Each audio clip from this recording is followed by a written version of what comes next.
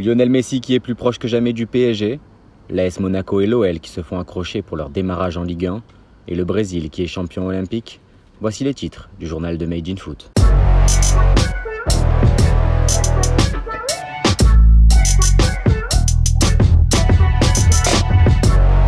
Cette nouvelle a fait l'effet d'une bombe dans la planète football et continue de secouer en Espagne. Lionel Messi n'est plus un joueur du FC Barcelone depuis le 30 janvier dernier et ne prolongera pas son aventure en Catalogne. Joan Laporta a confirmé le départ du numéro 10 et a expliqué que c'était à cause de la Liga qui s'opposait à la prolongation du contrat de l'international argentin suite à la mise en place de sa propre DNCG. Le joueur de 34 ans devrait, selon les informations des médias français et espagnols, s'engager dans les prochains jours avec le Paris Saint-Germain. D'après RMC Sport et l'équipe, des joueurs parisiens importants ont appris son arrivée et le vestiaire serait euphorique à l'idée d'accueillir l'un des meilleurs joueurs de l'histoire dans le groupe. Alors que le sextuple Ballon d'Or devrait paraffer un contrat de 2 années plus une en option, ce dernier sera présent lors d'une conférence de presse au Camp Nou à midi ce dimanche pour faire ses adieux et remercier les dirigeants du club catalan. L'occasion également certainement de donner plus d'informations sur l'avancée de son arrivée dans la capitale française. Lionel Messi a déjà dit au revoir à ses coéquipiers ce samedi soir pendant la victoire 2-1 du PSG sur la pelouse de l'Estac. Cela fait des semaines que vous attendiez ça et ça y est, la Ligue 1 a repris ses droits ce vendredi soir. La saison 2021-2022 a démarré par un match nul 1-1 entre l'AS Monaco et le FC Nantes.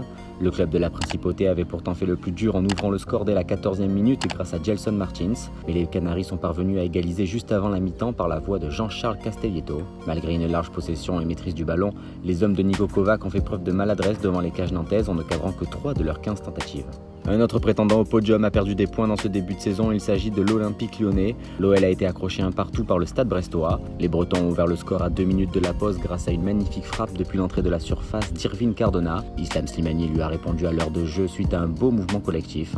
Les Gones ont montré par séquence des choses très intéressantes avec le ballon, mais ont inquiété défensivement à la perte de celui-ci. À 1-0, la formation de Michel Derzakarian a plusieurs fois eu l'opportunité de profiter des largesses défensives lyonnaises pour faire le break, mais Anthony Lopez veillait au grain.